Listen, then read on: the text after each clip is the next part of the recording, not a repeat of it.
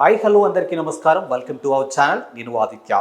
ఏపీలో వైఎస్ఆర్సీపీకి సంబంధించినటువంటి ఒక అంశం అయితే మరోసారి తెర మీదకి వచ్చింది. చిలకలూరిపేట మాజీ ఎమ్మెల్యేగా చేసినటువంటి విడుదల రజనీకి సంబంధించిన అంశం అయితే ఇప్పుడు వైఎస్ఆర్సీపీలో ఒక అంశం అయితే గుసగుసలు వినిపిస్తూ ఉన్నాయి. వైఎస్ఆర్సీపీకి సంబంధించినటువంటి సోషల్ మీడియా ఇన్ఛార్జ్గా విడుదల రజనీకి అప్పచెప్తే బాగుంటుంది అంటూ ఆ పార్టీలో అయితే గుసగుసలు వినిపిస్తున్నాయి. ఇక గతంలో కూడా చిలకలూరిపేట ఎమ్మెల్యేగా ఉన్న టైంలో విడుదల రజనీ సోషల్ మీడియా వేదికగా చాలా యాక్టివ్గానే ఉన్నారని చెప్పొచ్చు. ఇక కరోనా లాంటి విపత్తు సమయంలో కూడా విడుదల రజనీ ఒక విధంగా చెప్పాలి అని అంటే ఆమె చేసినటువంటి సోషల్ సర్వీస్ కావచ్చు, లేకపోతే ఆమె చేస్తున్నటువంటి నియోజకవర్గంలో ఆమె పర్యటిస్తున్నటువంటి సందర్భాలు కావచ్చు, ఇలా ప్రతి ఒక్క అంశాన్ని కూడా సోషల్ మీడియా వేదికగా పోస్ట్ చేస్తూ ఒక రకంగా చెప్పాలి అంటే వైఎస్ఆర్సీపీలో కొంతమంది నేతలు సోషల్ మీడియా వేదికగా చాలా యాక్టివ్గా ఉన్నారు. అందులో విడుదల రజనీ ఒక్కరని చాలా స్పష్టంగా తెలియజేయచ్చు. ఇక 2024 జరిగినటువంటి సార్వత్రిక ఎన్నికల్లో ఆమెని ఆ నియోజకవర్గం నుంచి గుంటూరుకి సంబంధించినటువంటి అంశంకి అక్కడ మార్చినప్పుడు అనూహ్యంగా ఆమె ఓటమి చెందడం జరిగింది. ఒక మంత్రిగా ఉండి ఆమె ఓటమి చెందడానికి బిహైండ్ రీజన్స్ ఏవైనా ఉండొచ్చు. బట్ ప్రజెంట్ అయితే వైఎస్ఆర్సీపీకి సంబంధించినటువంటి సోషల్ మీడియా ఇన్ఛార్జ్ బాధ్యతలు విడుదల రజనీకి అప్పచెప్తే బాగుంటుంది అంటూ ఆ వైఎస్ఆర్సీపీకి సంబంధించినటువంటి కొంతమంది నేతలు మాట్లాడుకుంటున్నటువంటి అంశం. ఇక గతంలో కూడా వైఎస్ఆర్సీపీకి సంబంధించి అంటే గత 5 ఏళ్లలో వైఎస్ఆర్సీపీ అధికారంలో ఉన్నప్పుడు సజ్జల రామకృష్ణారెడ్డి అలాగే సజ్జల భార్గవ రెడ్డి కూడా సోషల్ మీడియాని కంప్లీట్గా వాళ్ళే చూసుకున్నారు, దానికి సంబంధించినటువంటి అంశాలన్నీ. మరి వాళ్ళు చూసుకున్న టైంలో సోషల్ మీడియా ఏ విధంగా అయితే వైఎస్ఆర్సీపీని జనాల్లోకి ఏ విధంగా అయితే తీసుకెళ్ళాలి అనుకున్నారో దానికి కంప్లీట్గా ఆపోజిట్గా వెళ్ళినట్టయితే ఆ పార్టీలో ఉన్నటువంటి కొంతమంది నేతలు మాట్లాడుకుంటూ ఉన్నారు. ఎందుకంటే వైఎస్ఆర్సీపీలో ఉన్నటువంటి మొత్తం నేతలు కాకపోయినా కొంతమంది నేతలు అంటే ఆ టైంలో వైఎస్ఆర్సీపీ అధికారంలో ఉన్న టైంలో ప్రజాప్రతినిధులుగా ఉన్నటువంటి కొంతమంది అంటే ఫర్ ఎగ్జాంపుల్ చూసుకుంటే కొడాలి నాని కానీ, వల్లభనేని వంశీ కానీ, ఆర్కే రోజా కానీ, ఇలా కొంతమంది అప్పుడు ప్రత్యర్థులుగా ఉన్నటువంటి చంద్రబాబు నాయుడు గారిని కానీ లేకపోతే పవన్ కళ్యాణ్ గారిని కూడా ఇష్టానురీతిగా వ్యక్తిగతంగా విమర్శలు చేస్తూ వచ్చారు సోషల్ మీడియా వేదికగా.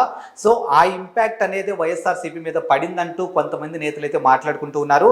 నిజంగా వైఎస్ఆర్సీపీకి సంబంధించినటువంటి సోషల్ మీడియా బాధ్యతలన్నీ సజ్జల రామకృష్ణారెడ్డి అలాగే సజ్జల భార్గవ రెడ్డి చూసుకున్న టైంలో వైఎస్ఆర్సీపీకి సంబంధించినటువంటి సోషల్ మీడియా బాధ్యతలని సజ్జల రామకృష్ణారెడ్డి అలాగే సజ్జల భార్గవ్ ఎవరైతే చూసుకుంటున్నారో ఆ టైంలో ఇప్పుడు మనం మాట్లాడుకున్నటువంటి ప్రజాప్రతినిధులు అంటే వైఎస్ఆర్సీపీ అధికారంలో ఉన్నప్పుడు ఉన్నటువంటి ప్రజాప్రతినిధులు ఖచ్చితంగా ఆ విషయాన్ని వాళ్ళు ఖండించుంటే మాత్రానికి ఈరోజు వైఎస్ఆర్సీపీకి ఇలాంటి పరిస్థితులు వచ్చేవి కావేమో.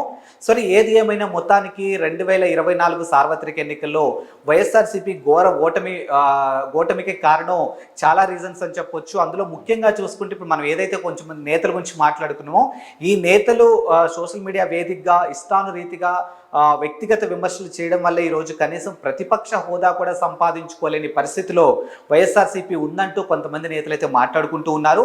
మరి ఇప్పుడు వాటన్నిటి నుంచి తేరుకొని ఇప్పుడిప్పుడే వైఎస్ఆర్సీపీ మళ్ళీ ప్రజల్లోకి వెళ్ళాలన్నా లేకపోతే వైఎస్ఆర్సీపీకి పూర్వ వైభవం రావాలన్నా కూడా ముఖ్యంగా ప్రధాన వేదిక ఏదైనా ఉంది అని అంటే ఖచ్చితంగా అది సోషల్ మీడియానే అయి ఉంటుంది. కాబట్టి మళ్ళీ సోషల్ మీడియా అనే ఒక అస్త్రాన్ని అంటే ఎక్కడైతే మనం పోగొట్టుకున్నామో తిరిగి మళ్ళీ అక్కడే మనం సంపాదించుకోవాలి అనే ఒక సూత్రం ఏదైతే ఉందో, ఏదైతే సోషల్ మీడియా వేదికగా వైఎస్ఆర్సీపీకి సంబంధించినటువంటి సంక్షేమ పథకాలు ఏవైతే ఉన్నాయో, నవరత్నాలు ఏవైతే ఉన్నాయో వాటినన్నింటినీ అమలు చేసినప్పుడు సోషల్ మీడియా వేదికగా ప్రజలకు తెలియజేసేది ఒక ఎత్తు అయితే కొంతమంది నేతలు అదే సోషల్ మీడియా వేదికని అస్త్రంగా తీసుకొని ఇష్టానురీతిగా వ్యక్తిగత విమర్శలు చేసి సోషల్ మీడియాని భ్రష్టు పట్టించారంటూ కూడా చాలా రకాలుగా ఏపీకి సంబంధించినటువంటి కొంతమంది నేతలు మాట్లాడుకున్న సందర్భాలు కూడా మనం చూసాం.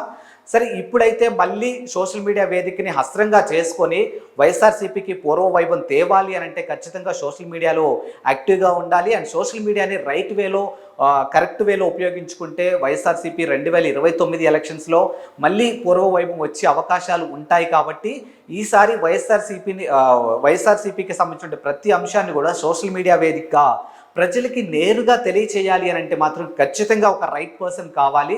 అలాంటి రైట్ పర్సనే విడుదల రజనీ అంటూ ఆ పార్టీకి సంబంధించినటువంటి కొంతమంది నేతలైతే మాట్లాడుకుంటూ ఉన్నారు. మరి ఈ అంశాన్ని జగన్మోహన్ రెడ్డి గారు ఏ విధంగా తీసుకుంటారు అనే అంశం అయితే ఇంకా తెర మీదకైతే రాలేదు.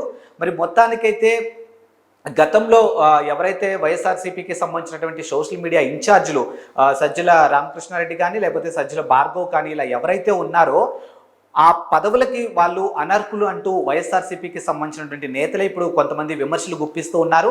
మనం గతంలో కూడా చూసుకున్నాము, జగన్మోహన్ రెడ్డిని ఎప్పుడు కూడా సజ్జల రామకృష్ణారెడ్డి అంటి పెట్టుకొని ఉంటాడు తప్పితే ఏ రోజు కూడా జగన్మోహన్ రెడ్డిని ప్రజాప్రతినిధులు కానీ, లేకపోతే కార్యకర్తలు కానీ, లేకపోతే పార్టీ నాయకులు కానీ, సామాన్యులు కానీ ఎవరు కూడా కలిసే ప్రయత్నం చేద్దామన్నా కూడా ఫస్ట్ నా వరకు రండి, ఆ తర్వాత జగన్మోహన్ రెడ్డి గారి దగ్గరికి వెళ్ళాలా వద్దా అని ఆలోచించే ఒక ఇది మొత్తం సజ్జలే తీసుకున్నారు. కాబట్టి ఈరోజు వైఎస్ఆర్సీపీ ఓటమికి ప్రధాన కారణం సజ్జలంటూ ఆ పార్టీకి సంబంధించినటువంటి నేతలు చాలా రకాలుగా మాట్లాడుకున్నారు.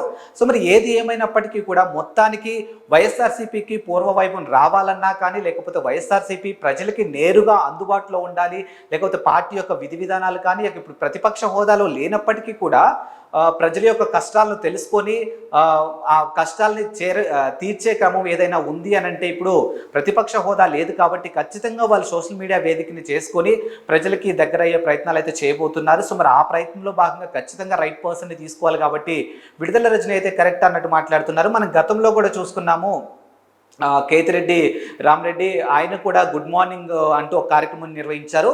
సో ఆ కార్యక్రమం కూడా ప్రజలకు తెలిసింది, అలాంటి ఒక కార్యక్రమం నడుస్తుంది అంటే కూడా ఖచ్చితంగా అది సోషల్ మీడియా వేదికగానే జరిగింది. కాబట్టి సోషల్ మీడియా అనేది ప్రస్తుతం ఉన్నటువంటి టెక్నాలజీలో చాలా ఇంపార్టెంట్. కాబట్టి రానున్న రోజుల్లో వైఎస్ఆర్సీపీ తిరిగి తన ఏదైతే కోల్పోయినటువంటి అంశాలు ఏవైతే ఉన్నాయో తిరిగి ఆ అంశాలన్నీ మళ్ళీ తెచ్చుకోవాలి, ఖచ్చితంగా ప్రజలకి అందుబాటులో ఉండాలి. ఇటువైపు చూసుకుంటే ప్రతిపక్ష హోదా కూడా లేదు. కాబట్టి ప్రజా సమస్యలు ఏవైనా ఉన్నాయి అని అంటే ఖచ్చితంగా వాటిని తెలుసుకొని ఇదే సోషల్ మీడియా వేదికగా ప్రభుత్వానికి తెలియచేయడం, అదే సోషల్ మీడియా వేదికగా సాధ్యమైనంత వరకు మేమే సార్ట్అవుట్ చేస్తామంటూ కొంతమంది నేతలు వైఎస్ఆర్సీపీకి సంబంధించినటువంటి నేతలు మాట్లాడుతున్నారు. కాబట్టి సో ఖచ్చితంగా వైఎస్ఆర్సీపీ సోషల్ మీడియా ఇన్ఛార్జీలను మార్చి కొత్త ఇన్ఛార్జీలకు ఛాన్స్ ఇస్తే మాత్రానికి ఖచ్చితంగా వైఎస్ఆర్సీపీ ప్రజలకి అందుబాటులో ఉంటుంది, ప్రజలకి దగ్గరగా ఉంటుందంటూ కొంతమంది అయితే వాళ్ళ అభిప్రాయాలు వ్యక్తం చేస్తున్నారు. ఇక అందులో ప్రధానంగా వినిపిస్తున్న పేరే విడుదల రజని. సో మరి ఈ అంశాన్ని జగన్మోహన్ రెడ్డి ఏ విధంగా తీసుకుంటారు,